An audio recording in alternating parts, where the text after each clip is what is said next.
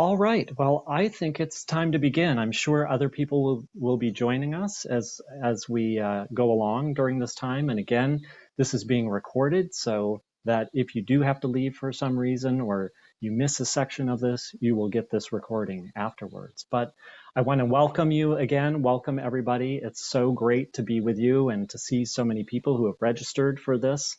I'm looking forward to the topic. It's a topic I have particular passion about.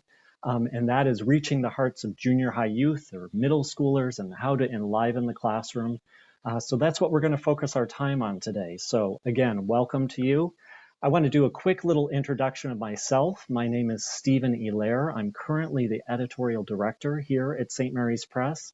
But I have been in the field of religious education now for over 30 years. It's always sort of shocking for me to say that out loud, but for over 30 years, and I actually started in the classroom with junior high youth and have worked with junior high youth throughout the years in very different aspects. But I've been a Catholic school teacher, a parish catechist. I've worked as an archdiocesan educational consultant. And then for about the past 18 years now, I found my way into the Catholic publishing field and really wanted to take what I've utilized and learned in my experience in the classroom, in the learning environments themselves with junior high youth and with youth across all ages, and bring that into the publishing world as well and try to have some influence there so that products can really reflect the realities of what are happening in the classrooms and learning environments across the board. So I'm excited to be with you. Again, a topic that's really near and dear to my heart, and I suspect to yours as well. And I'm excited that so many people responded to this topic of reaching the hearts of junior high youth. It already signals to me that we are quite aware that we're in a business quite different than just teaching a subject matter. So we're going to talk about that and break that open a little bit today. Now, we have people today here from the parish setting, and we have people also from the school setting. So I'm just going to use the term religious education to mean teaching religion in a school setting or teaching catechism classes or called different things in different parts of the country, religious education in the parish setting. But I'm going to use it as a whole term for teaching religion, religious education, and religious educator. So I'm trying to include all of us in those terms. Another quick little housekeeping is that please feel free to use the chat for comments, for interaction. You can comment as we go along in the presentation. You can feed each other ideas as we're going along in the presentation. So you can make that as interactive as you want. You can certainly ask questions in the chat as well. We'll take some questions at the very end of the presentation, so we'll wait until that time and then feed some of those in, but you certainly can be interactive and add your questions to the list of the chat and interact with the other participants as freely as you choose to do. So shall we get started and begin? What I'm going to do today is what I'd like to talk about are what I think are five keys to reaching the hearts of junior high youth. And so I'm tried to do a very simple, we'll talk about the five keys. And I'm not going to share a lot of screens, but I will share a screen just to make my point. And then I'll come back and sort of illuminate that point a little bit further. So let's start with our first point. I'm going to, again, focus on five keys, 5 ways that I think are crucial if we're going to reach the hearts of junior high youth. So our first point is this. Just share this, and there we go. The first point I want to spend a little bit of time on, and again, this and all of the points may be things you're already familiar with, so then I just encourage you to use this as a time of reflection and maybe celebration for what you're already doing or your approach already to religious education with junior high youth. But I just want to pause because these are really points of reflection for my own ministry and my own self in this regard. So the first is this, pretty simple, but complex at the same time. The goal of religious education is far more than just information.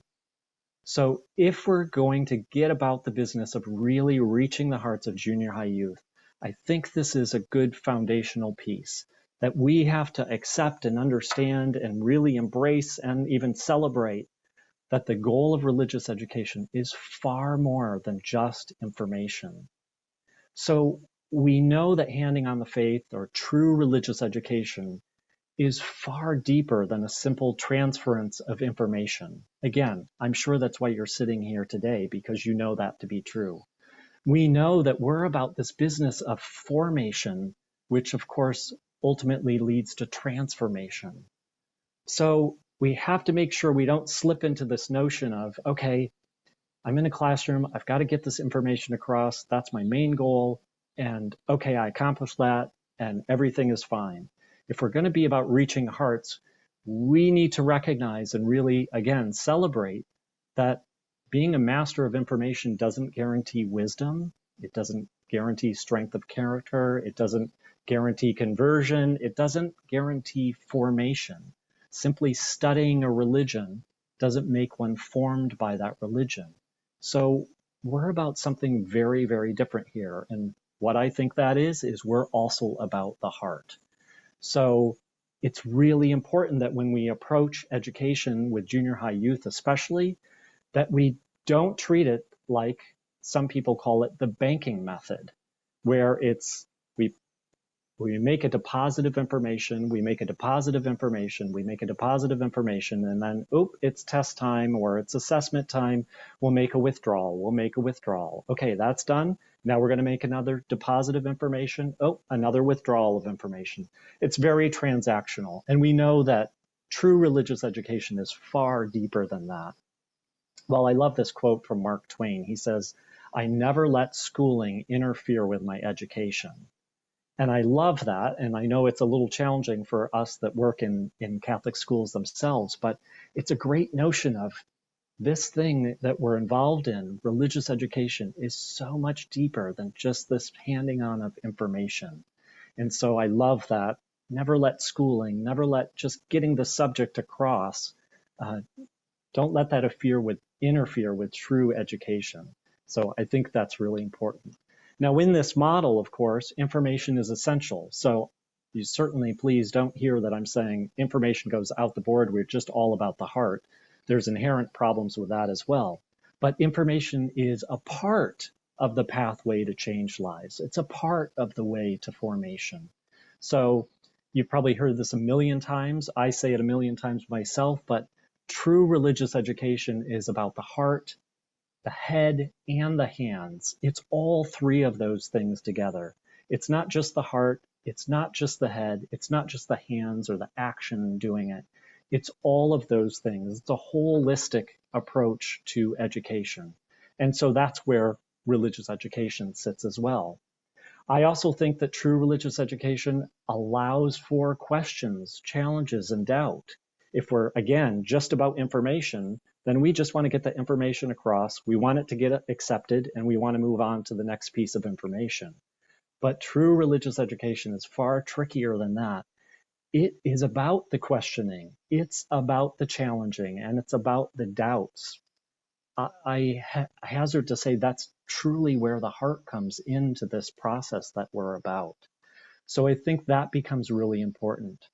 A Springtide Research Institute says that almost half of young people say religion is about certainty and doesn't welcome uncertainty, doubt, or asking questions. And I hear that statistic and I just cry, that young people feel that way, that all we're doing is just asking for a repetition or asking for adherence to certainty with no questioning, with no doubts, with no challenging. And so I think that's really important. I know that St. Thomas the Apostle gets a bad rap sometimes. Sometimes he's used as, he's the doubter, doubting Thomas. He's asking too many questions. He doesn't have true faith. But I think we should turn that on the head and see, I think Thomas the Apostle really is a model for mature faith. He's not just accepting. Some things, of course, we have to accept on faith, but he's not just accepting. He's saying, well, let me see about this. Let's question it. about this. And so I think we need to have that same attitude when we're encountering junior high youth. We have to know that this business we're in, this ministry that we're in, is really about helping them deal with the questions, helping them be honest with the questions, bringing the challenges forward, bringing the doubts, expressing the doubts freely. When I was just early into my own teaching career, I went to a workshop that really shook me, and it was titled Christian Education versus Christian Manipulation. And I won't get into that talk, but essentially at the heart, it was saying, if we're truly about this education word, which we're going to open up in a little bit, if we're truly about this education, then we've got to be okay with the questions and the challenges and the doubts. Essentially, our ministry is journeying along with as our junior high youth have those questions and bring those to life. So certainly, true religious education understood fully paves the way to lived faith. And I think this is the goal, that if we're just doing information again, it's just teaching a subject, but we're about really trying to enliven and engage a lived faith. So this brings me to a story. I like to tell stories. The story of the rabbi and the soap maker. And the rabbi and the soap maker are walking along, and the soap maker turns to the rabbi and he says, Rabbi, you talk about faith and how great religion is and how it just leads to wonderful things. But look at the world. I mean, there's disease, there's anger, there's hatred, there's violence. I mean, Rabbi, really, what good is faith? Well, the rabbi, instead of responding, decides he's going to pause and think and really have a wise approach to this. And so he says nothing. And they continue to walk along, the rabbi and the soap maker, and finally the rabbi sees his opportunity. And they pass a child who's playing in the street. And he happens to be playing in mud, making mud pies and mud castles, and he's just covered from head to toe with mud. And again, seeing his opportunity, the rabbi says to the soap maker, soap maker, you talk about the value of soap. And you say how it keeps everybody clean and shiny and wonderful smelling. Look at that child in the street. He's covered from head to toe with mud. What good is soap? And the soap maker was mortified. He said, well, Rabbi, that's ridiculous. Soap makes no difference unless it's used. And the rabbi sees his opportunity and he says, of course, the same is true of faith. It makes no difference unless it's lived. And so that's what we're about. We're about trying to lead people, especially junior high youth in this circumstance, to a lived faith. A bishop said to me once, and it really was a fascinating quote that I say often, what happens inside the church makes no difference if it doesn't affect what happens outside of the church. So that's that lived faith piece that I think we're talking about. So our role, of course, is answering that question for junior high youth. What difference does faith make? What does faith say about the day-to-day experience of junior high youth? What does it say about the day-to-day challenges of junior high youth? If we can't help them answer that, if we can't answer that question for junior high youth and help them understand that, then I think it's going to be something they can easily walk away from. But if they can see the connection between faith and life and how they're both intertwined, and we take that on as part of a major role of what we do in religious education, I think we're onto something. So all of that to being said, I think also at the same time that we're really seed planters, and I try to remember that myself in my own ministry, that we're planting seeds. Our success as teachers or our success as catechists shouldn't be judged by whether youth become or stay practicing Catholic. I know that can be shocking to hear, but that's God's work. And so we just have to do our best to not get in the way of that. And so I think that first point of that balance of information, making sure that it's leading to formation, is really crucial and a way to get into the hearts of our learners. So let's go to point number 2.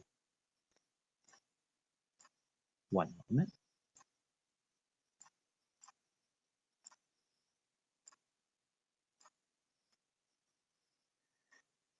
If we accept point number one, and all of these points sort of intertwine and interact with each other and rely on each other and move together, if we accept point number one, then point number two is this. The focus in religious education is on accompaniment and leading others to a relationship with Jesus Christ. Focus being on accompaniment and leading others to a relationship with Jesus Christ. This is another way to reach hearts.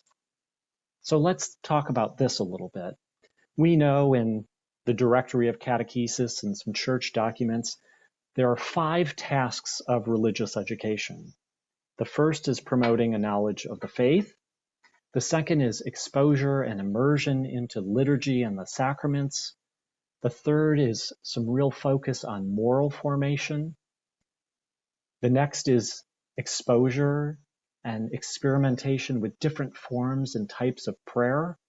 And then the fifth is an involvement and an understanding and a celebration of communal life or community life. And I love those 5 as sort of a framework of what it is that we're about, and how we balance each of those, I think, is crucial.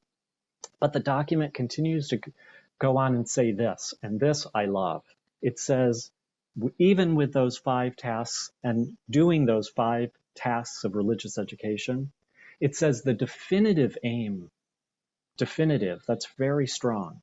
The definitive aim of religious education is to put people not only in touch, but in communion and intimacy with Jesus Christ.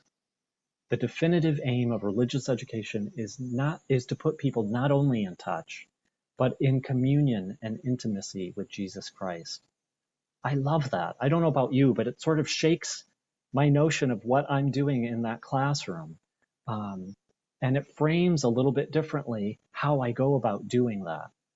Well, there's a story. I told you there are going to be some stories.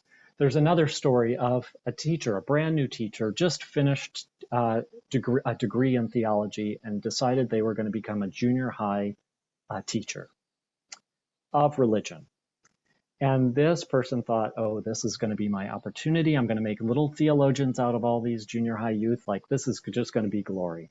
So this teacher taught a whole year, and time goes on. Let's say 5 years goes on, and a student comes back and says, okay, teacher, I think I understand now.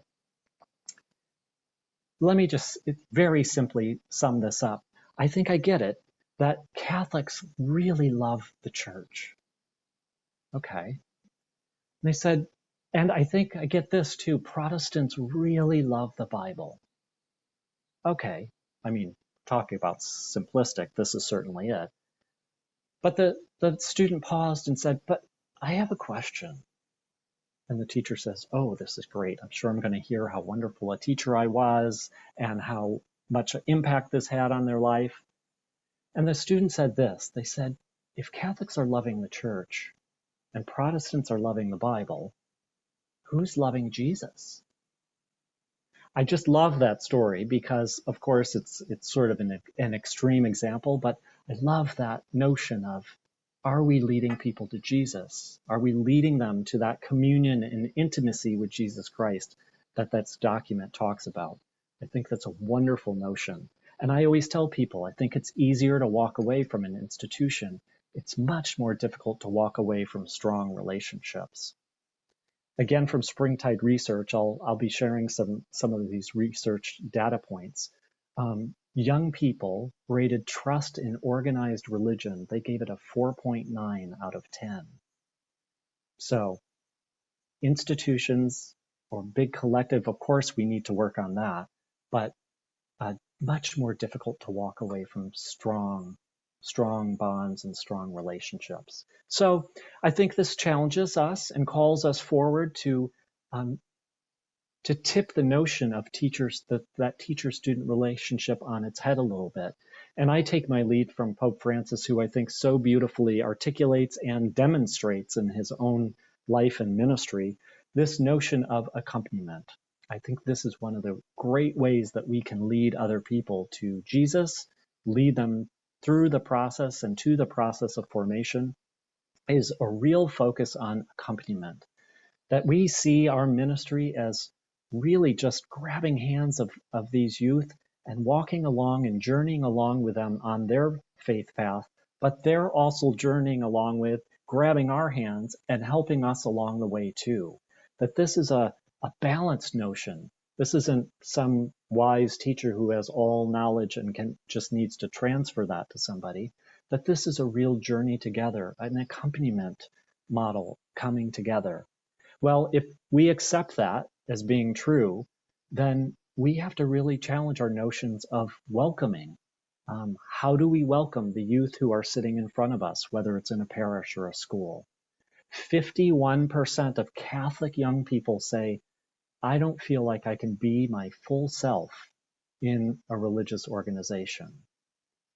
I think that's so sad. So what are we doing ourselves? How can we change that on its head for the Catholic youth population? How can we make them feel that they can bring their whole selves to this process of formation, this process, whether it's again in a school or parish? I think that's really important. How do we do that? We have to get into their lives. We have to get to know their stories, and we have to listen to them. We know that Jesus, if we look at Jesus as a model, he got into people's lives. He didn't necessarily gather people together and say, now we're going to work on chapter 2 and the test will be at the end. Of course, I'm not saying that that's a bad thing. He got people together, listened to their stories, and then figured out how he could teach them and walk along with where they were at in their particular circumstance to move them forward just a little bit. So I think that's a beautiful notion of what it is that we're doing as well. Few more statistics. I just think these are really helpful because we are now starting to get data specifically about Catholic young people. This specific age that we're working with is so crucial.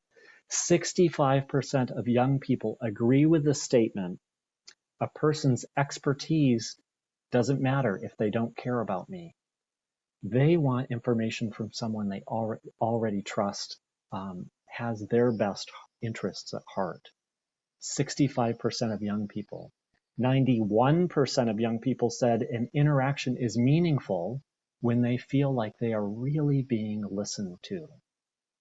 And then another statistics, this was said by a religious leader, that Generation Z doesn't want someone talking at them. Everything in their lives is dialogue. Everything online is dialogue. Everything in their lives is dialogue. So religious educators and religious leaders who don't listen to them will not be listened to in return. And then another challenging piece, I think, over half, 52% of young people said, I don't like to be told answers about faith and religion. I'd rather discover my own answers. I think that becomes a little bit more challenging because, of course, we have to teach Catholic teaching and we want to present the truths of our faith. But how we do that in coordination, again, with their questions and their challenges, I think are crucial. So accompaniment, I think it's absolutely important that we focus on them, we listen to them, we honor and respect them.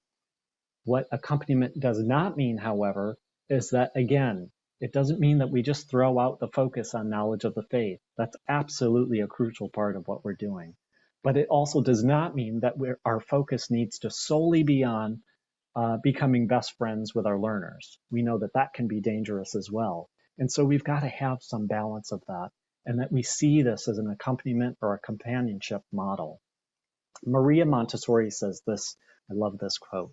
She says, true education is practicing the great art of companionship in order to draw out life already contained within the child. Isn't that beautiful? Practicing the great art of companionship in order to draw out life already contained within the child.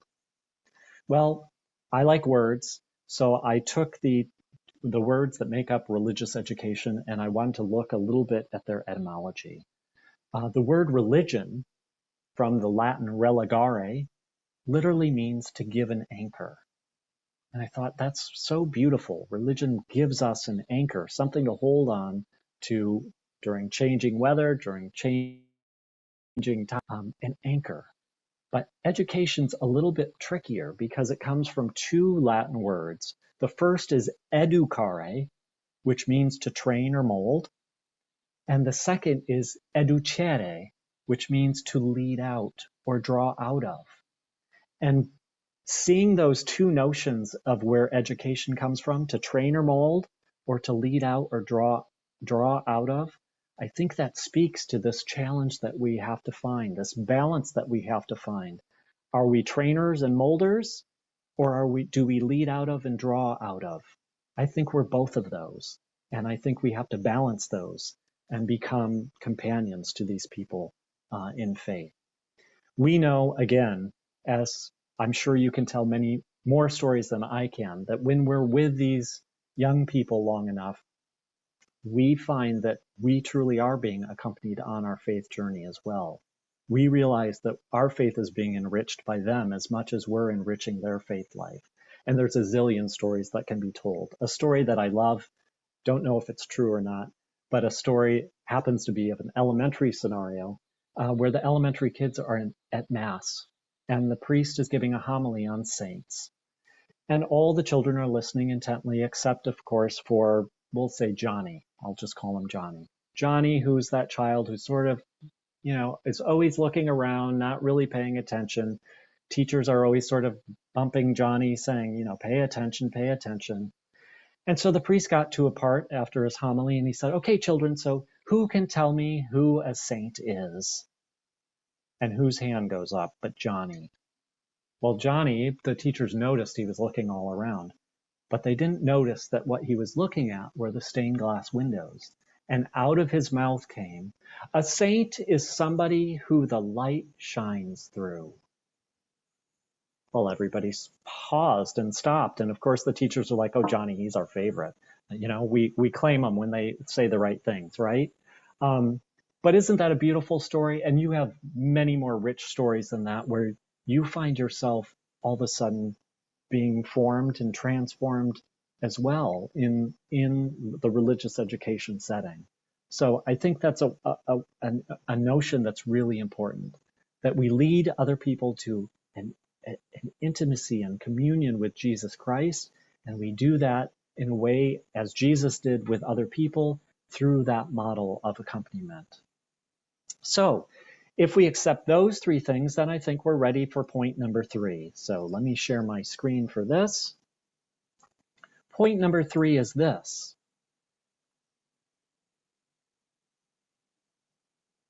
If we're going to balance information and formation, if we're going to lead people to Jesus, and we're going to do so in a model of accompaniment, then I think this is true as well in terms of getting to the hearts and reaching the hearts of junior high youth.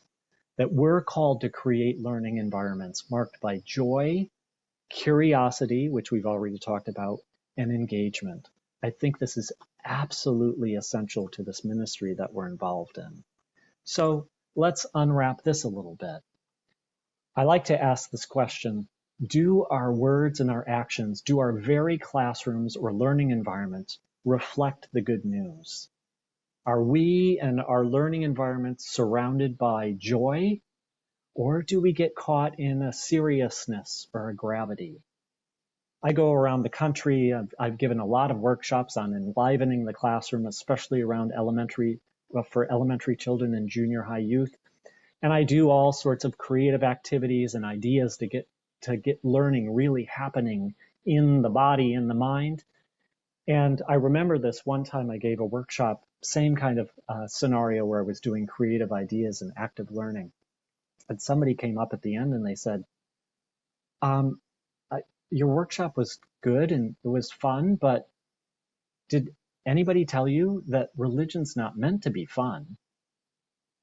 And I paused and I said, what do you mean? And they said, well, there's no reverence whatsoever. And so I heard what the person was saying. Of course, we want to have reverence in the things that we're teaching and things that we're doing, but we also have to have fun. And we can have those two things together. They're not mutually exclusive. So if you see my workshops or you have been to any of my classrooms, you see that they are marked by this spirit of joy. And I think it's one of the fastest ways into the heart. But It's also one of the fastest ways into learning, because we know that real learning, deep and meaningful learning, is tied to positive emotion. And so I think that becomes important. When we reach the hearts of children, reach the hearts of youth, learning increases. And how do we do that? We do that through engaging activities. We do that through environments that are fun, where people feel safe, where people feel valued. I always say, if you're not having fun, if you're not having joy yourself, then either this ministry isn't for you, or you've got to re-spark how your classrooms are set up, because I think it's so crucial that if we're talking about this good news, we need to feel it and see it at every moment. One of the things I'm a huge proponent of, and many people, especially working with junior high youth, are a proponent of, is active experiential learning. It's absolutely essential to an engaged learning process. So we want to move away from those things that we do in the classroom or learning environments that are more passive, that put students in a more passive mode, and we want to start to bring in activities and ideas, things that really bring to life words on a page if we're using a textbook. We want to have them embody them and learn them in a very different way. You've probably all heard of Edgar Dale's cone of experience, and there's a lot of debate on what he really meant about it, if it's really valid, if it's true, but I think there's truth in it. And it says this, it says essentially that people remember about 10% of what we read, 20% of what we hear, 30% of what we see, but 90% of what we do. And I think there is truth in that. And there are many, many other quotes about this. One by John Holt that I love, that he says, learning's not the product of teaching. Learning is the product of the activity of the learners. And then, of course, I think it's a Chinese proverb. There's some debate about this. The quote that says, tell me and I forget, teach me and I may remember, involve me and I learn. So I think that whole notion of learning environments that are using the best of learning experiences, of understanding the process of education, bringing to life that content that's on a page, is absolutely crucial to reaching hearts.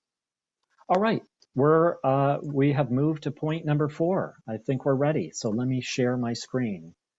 I don't see the chat, but I hope there's some good conversations going on there. And again, if you have questions, I hope you're registering those. We'll try to get to those. If we can, we'll get to them at the end of the presentation. And if not, we will certainly get to them at another point in time and get those key points answered. So here's the 4th point. The heart of religious education is the heart of the religious educator. So again, accepting points 1 through 3, number 4 becomes really important, and of course has a lot of implications for who we are and what we do.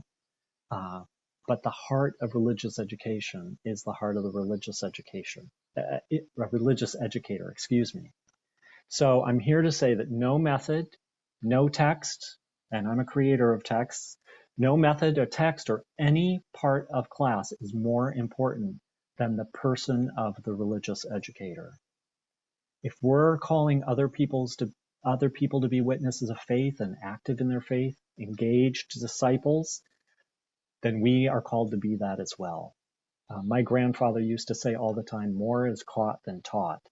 And I love that because it's a great notion, especially around young people who are so hyper observant, right? They can tell you the last time you wore that outfit, or if you changed your hairstyle, or they're watching everything you do.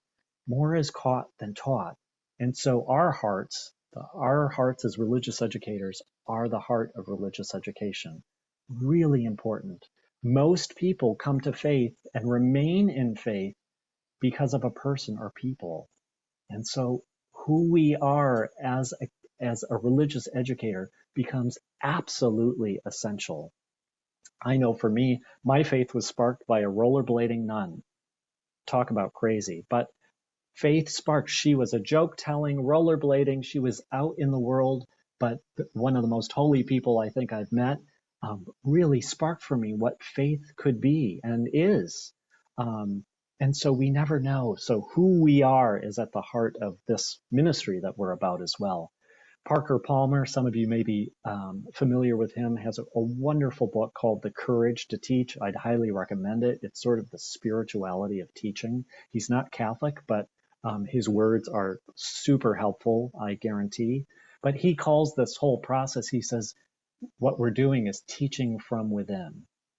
That so much of education, so much teaching happens from who we are versus what we do or what we say is really important. So if that's true, then we are really challenged to walk the talk and to grow and develop in our own faith as well. And it's time for another story. Are you ready for another story?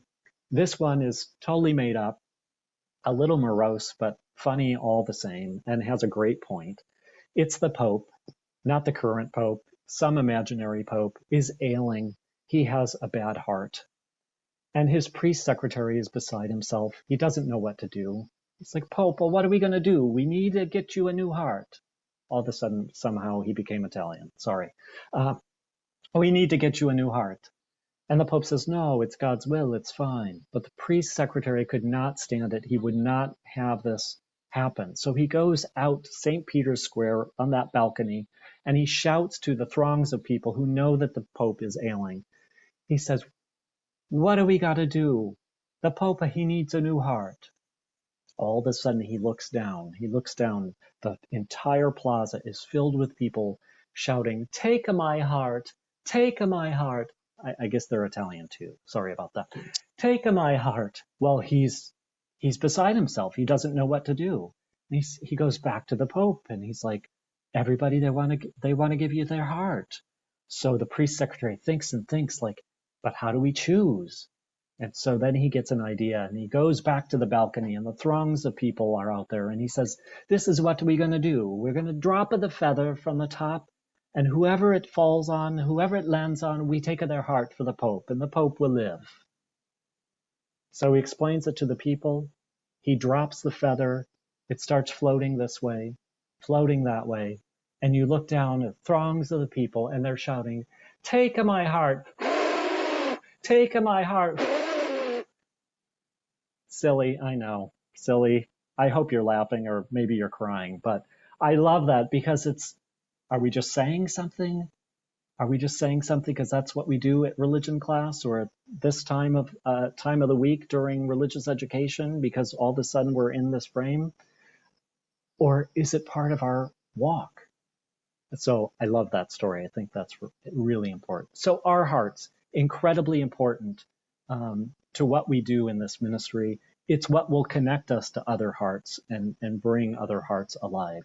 So I think that's really important. I always tell people we're developers of curriculum here, but the curriculum for religious education extends far beyond a textbook. The curricula, you are part of the curriculum of religious education. And so the heart of the religious educator becomes really important. Well, that brings us to our fifth point, yet we have a few more things to talk about after that. And the fifth point is this. If the heart of the religious educator is the heart of religious education, then it's absolutely essential that our own faith, our own spirituality is continually nurtured. And I just can't stress this enough. I've seen it. I've learned this for myself in my own ministry, that we have to constantly be on the path of learning and developing and continuing to grow in our own faith and in our own spirituality as well. Our preparation for teaching religion is different than preparing for any other subject that we might teach. What we do and who we are outside of the class is crucial. And so focusing on reflection, focusing on prayer, focusing on good self-care, I think is absolutely essential to a part of our ministry. People sometimes come to me and they say, I don't have time to do that. I'm too busy. I don't have time to pray and take care of my spirituality. I mean, I just got to get to class. I got to prepare class. Then I got to get home and take care of the kids. And I've got to do those things. And I say, it's that essential. If you can't take the time to pray and grow in your own faith and your own spirituality, maybe this ministry really isn't meant for you. Again, I don't mean to be shocking, but I think it's that important to what we do. For me, I don't know, praying came sort of naturally and comes naturally to me.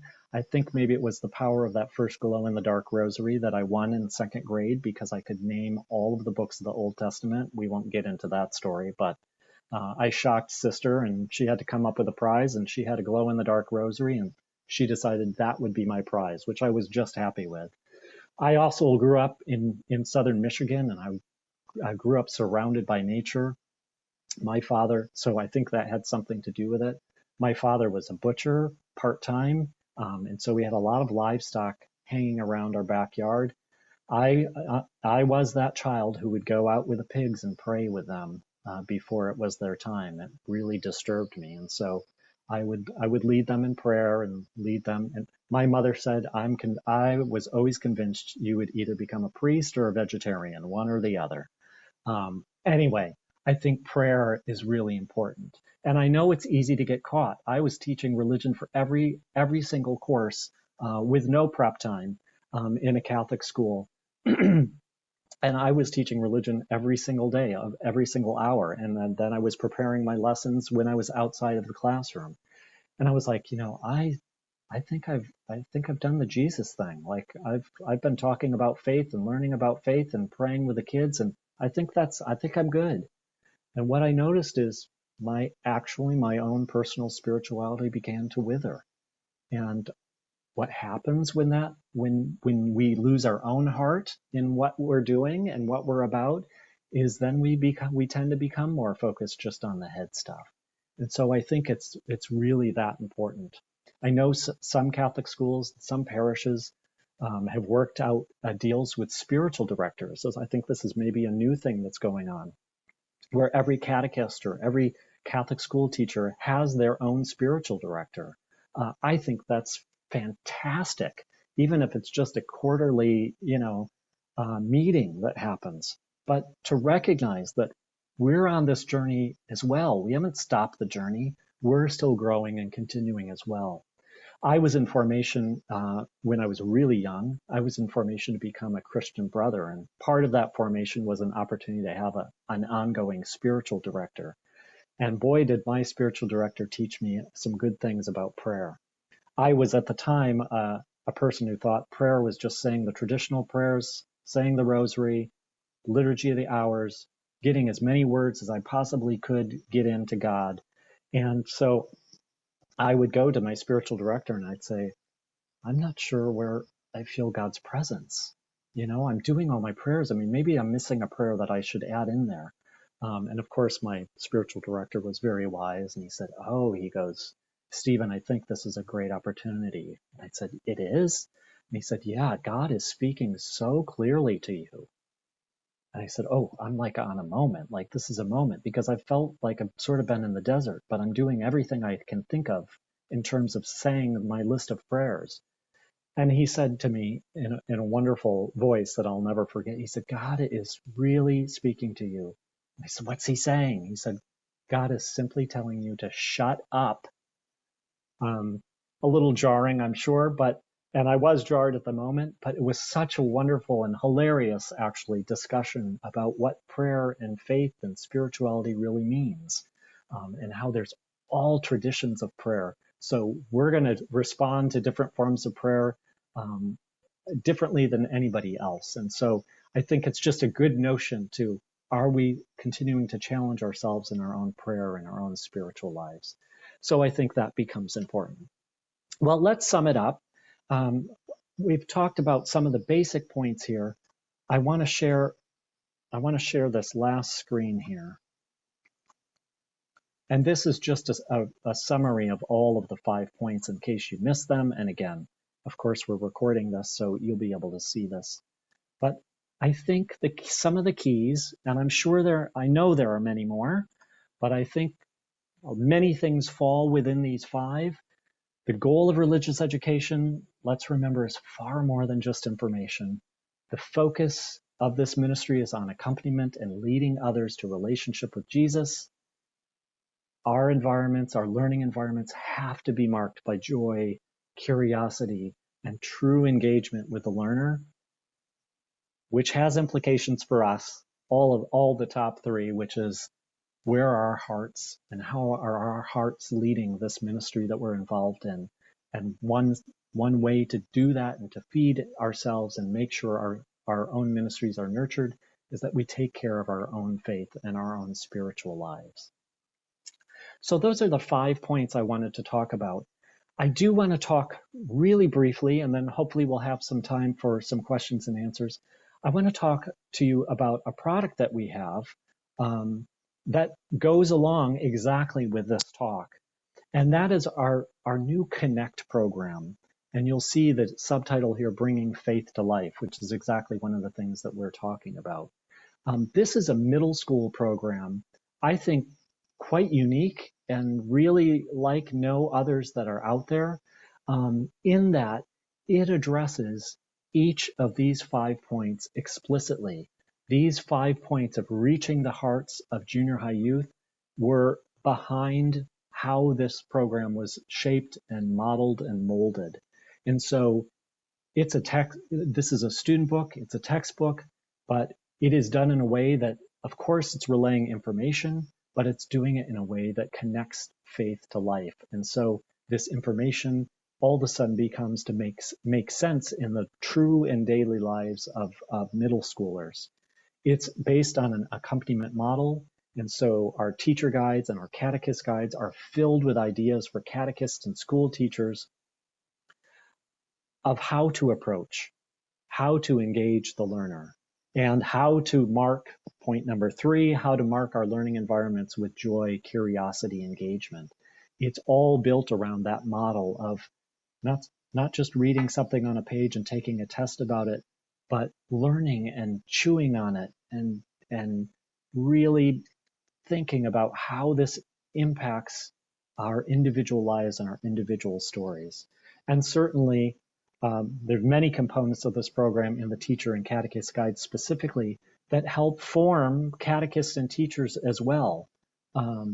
Many points of reflection, many more places where further study and further insight can be gained so that you really coming to each chapter, each section that you're teaching middle schools with a deeper knowledge in your own faith life. So you're being fed as well. So all 5 of those things really are the framework essentially behind this program, as they are behind most of the programs that we produce here at St. Mary's Press. So we're really excited about this middle school program called Connect.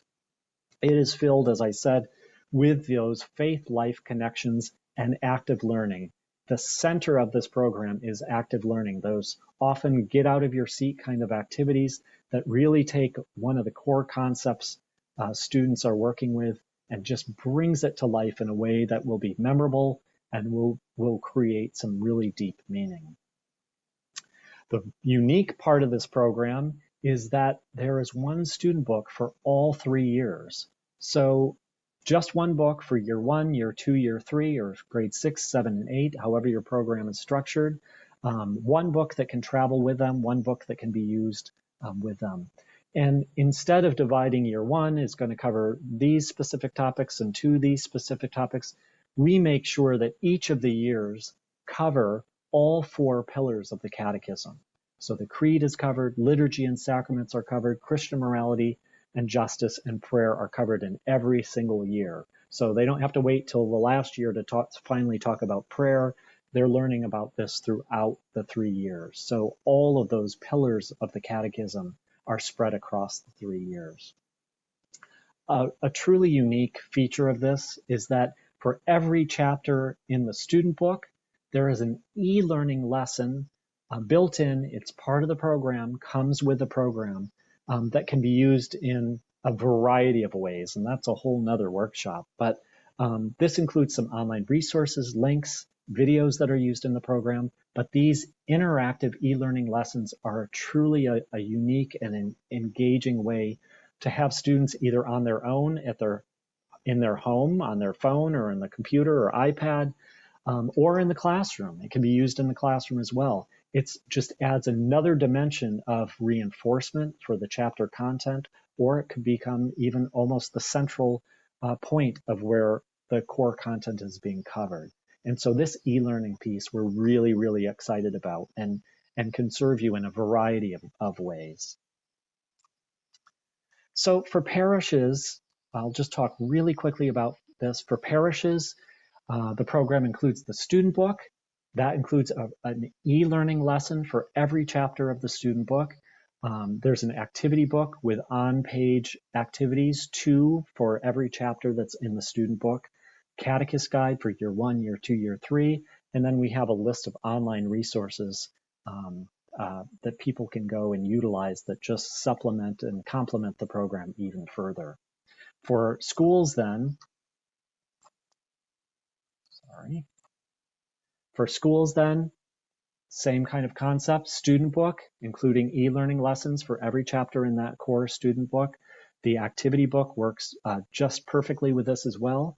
Teacher guides, of course, they're a little thicker, and you can see that there are a few more of them. There's 2 guides for every year because, of course, in the school we have these built out, the chapters are built out into 4-day lessons. And then unique to the school setting, a lot of schools want to cover the specific topic of church history. We have a separate church history student book that includes 7 additional chapters that schools can interact with. And then, of course, all of the online resources as well. And so it's a really complete program. There are 21 lessons for the parish in each of the years, 25 lessons in the schools, and some extra lessons that supplement the student book that could create a full year's program for both settings for parishes or a school. So I want to let you know that as a gift for attending this particular webinar, you can try it out today simply by going, you see the parish and the school links down there, smp.org/try-connect or try-connect school. You can put this in action today. There's a free lesson there. You'll have everything you need in terms of student book, teacher or catechist guide, and the free e-learning lesson that complements that. So you can start to play around and see how some of the 5 points that we talked about are built into this program. So I just leave you with this quote from St. John Baptiste de la Salle, who's the patron saint of all educators. And it really leaves us where I think we began, which is you too can perform miracles by touching people's hearts. So I know that's what drew you to this webinar, trying to understand more what more can we do to really reach the hearts of junior high youth. And so I hope through the 5 points, and certainly through the products that we offer at St. Mary's Press and our new Connect program, we hope to support you and help you in your ministry as you try to reach hearts. So we try to be supportive and help you reach hearts as well. So I want to thank you very much. I just want to pause here. I'm going to stop my sharing for a second and ask Sigrid or TJ, I see we have about 5 minutes, so we don't have tons of time, but I just wanted to open it up. If there are any burning questions that have been going around the chat, I'd love to give a shot at answering what I can answer. Yes, thank you, Stephen. We do have a few questions. One is, what is the difference between Connect and Catholic Connections? People are wondering, there's been a few people asking, does Connect replace Catholic Connections? What's the difference? Yes, Connect is in some ways a revision, but we really structured it quite differently from Catholic Connections. And so one of the main things the Catholic Connection does is they sort of present the pillars of faith sequentially and just across the whole broad spectrum. We've focused this program a little bit differently, again, in breaking it up into those 3 years differently. As well as we've really revamped the teacher guides so that the activities, those core learning activities, become a centralized focus. So it's definitely a refreshed and renewed version, and certainly will become the replacement for Catholic Connections at some point. Of course, people can continue to use that, but this is built with a little bit different structure, a little bit different intent, and we think will serve both educators and the students even better than Catholic Connections, which was already a great program. Wonderful. Cassandra is wondering, can Connect be used in youth ministry? It can be used in youth ministry, depending on how your youth ministry is set up, but certainly the topics at hand and the catechist guides in your instance would probably be the stronger piece for you to use because they're divided essentially by a 60-minute lesson for every chapter. But I would zero right in on some of those engage activities and the core learning activities.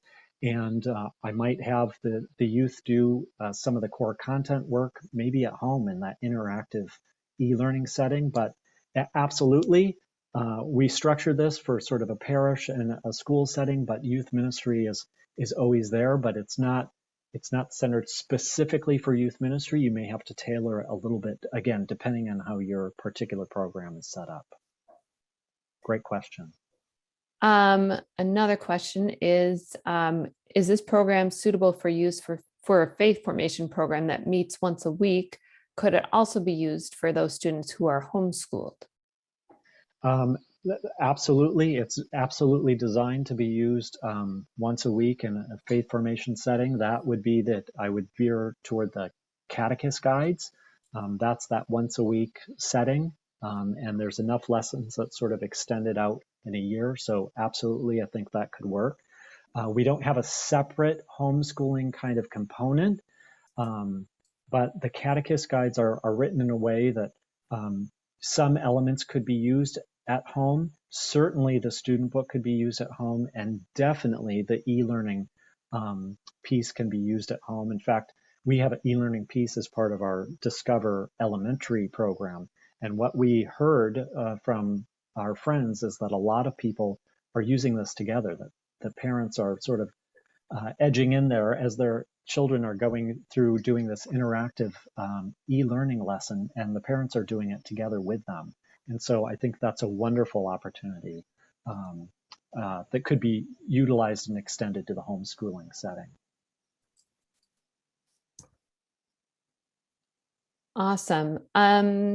Another question that came through is, how do you translate these principles to kind of a to religion classes when you have an hour for only 16 to 20 meetings and you have to add the confirmation curriculum? So basically, how do you take these principles if you have a limited amount of time with the students and use them? Sure. If you're talking about the five principles I talked about, I say that those we can extend those into 5 minutes, or we can extend those into whatever particular setting we have. So those can certainly work. If we're talking about the Connect program specifically, that's designed with lessons that are somewhat movable and shapeable. So we recognize that not everybody has the same exact number of lessons in the school year and have to teach other things. And so that can come into play. And there are ways that the teacher guides sort of talk about, ways that you can move things around. There are a lot of optional activities, things that can help you extend or pull back a little bit as needed.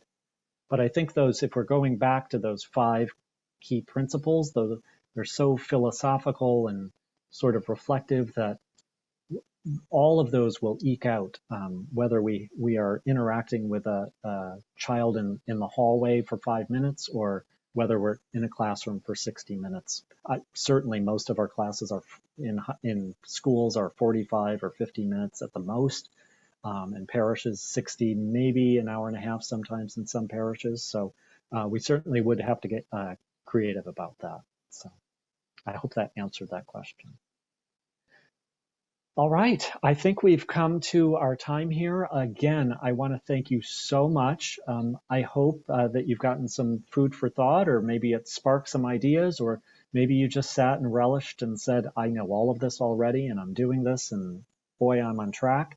Whatever it is and whatever you brought today, I hope that you have left with some things to reflect on and things to encourage you in your ministry, especially in terms of reaching the hearts of junior high youth. So thank you so much. God bless all of you, and thank you so much for your ministry. It was great to be with you today. God bless. Bye-bye.